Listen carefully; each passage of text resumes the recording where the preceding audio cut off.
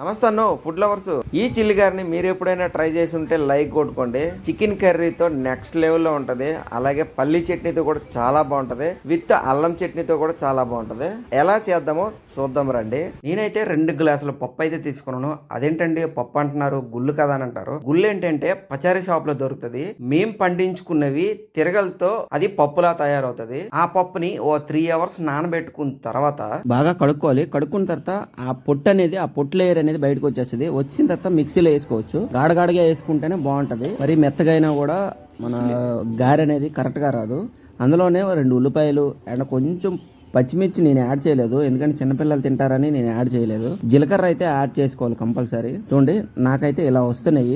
గారెలు అయితే మాత్రం నెక్స్ట్ లెవెల్ వచ్చాయి, చాలా బాగా వచ్చాయి. గారెలు వేపినప్పుడు ఏంటంటే ఫస్ట్ మన ఆయిల్ పెట్టిన తర్వాత హై ఫ్లేమ్ లో పెట్టుకోవాలి. మనం గారె వేసిన తర్వాత లో ఫ్లేమ్ లో పెట్టుకోవాలి. అదేంటంటే అలాగంటున్నారా అని అన్నారు అనుకోండి. గారె అనేది ఆయిల్ లో వేసిన తర్వాత లోన వరకు ఉడకాలన్నమాట. ఇప్పుడు దాని టేస్ట్ వేరేగా ఉంటది. హైలో పెట్టేసి మాడిపోయింది అనుకోండి, లోన అయితే అస్సలు ఉడకదు, ముద్దలా ఉండిపోద్ది. చూడండి నాకైతే ఎంత బాగా వచ్చాయి తెలుసా. అలాగే మీరు ఎప్పుడైనా పప్పుతో చేశారా గుళ్ళుతో చేశారా కూడా నాకు కామెంట్ చేయండి. పప్పుతో అయితే చాలా టేస్ట్ గా ఉంటాయి.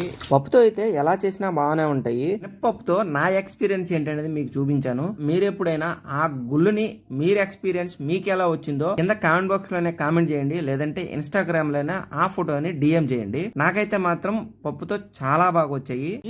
నేను చెప్పే టిప్స్ తో ఒక్కసారి ఇలా ట్రై చేయండి. చూడండి ఎంత బాగుందంటే ఇన్సైడ్ కూడా చాలా బాగా ఉడికిందనమాట. నేను ఇందాక చెప్పాను కదా, ఆ టిప్ అయితే పాటించండి. ఇలాగే వస్తాయి, మీకు కూడా ఇలాగే వస్తాయి.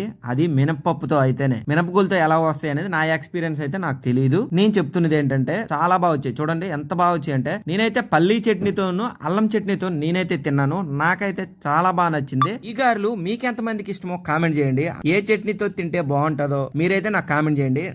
నా సజెషన్ ఏంటంటే చికెన్ తో అయితే నెక్స్ట్ లెవెల్లో ఉంటది. చికెన్ తో మీరు ఎప్పుడైనా తిన్నారా, తింటే నాకు కామెంట్ చేయండి. మన ఛానల్ ఎవరైనా సబ్స్క్రైబ్ చేయకపోతే చేసుకోండి. Thank you so much for watching.